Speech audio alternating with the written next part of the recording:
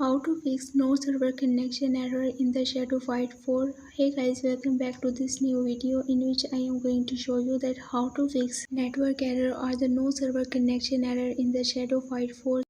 I will be going to show you the 3 methods to solve this error. I hope one of them will work for you. So let's get into the first method. You just need to open your settings, and in your settings you have to just search for the reset options.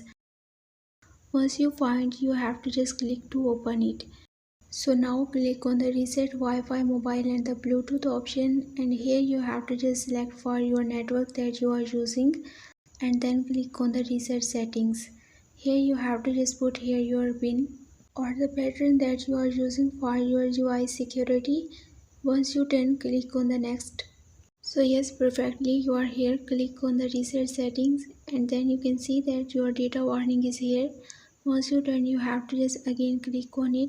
So after resetting your network, you have to just restart your device one time, and after restarting your device you have to just again open your Shadow Fight 4 and your problem will be fixed. So now let's dive to our second most effective method. You just need to try to change the network connection if available. If you are using the cellular data, then you have to just try to use the Wi-Fi, and if you are using the Wi-Fi, then you have to just try to use the cellular data. And the next step is to restart the router of your internet connection by turning on the airplane mode for a couple of the minutes and again turn it off. Restore your internet connection and then restart your Shadow Fight 4 and your problem will be fixed.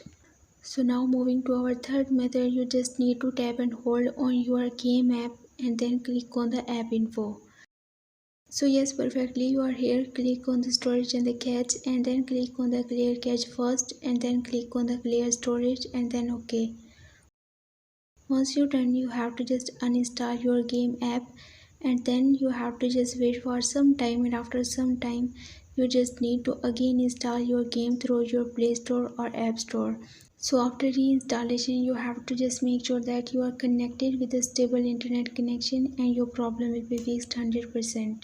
So that's all for this video. For more information, you can visit my website whose link I have shared in this video's description. I hope it was a big help for you. Don't forget to give this video a big thumbs up and also subscribe my channel Let Me Guide. Don't forget to leave a comment below. Thanks for watching.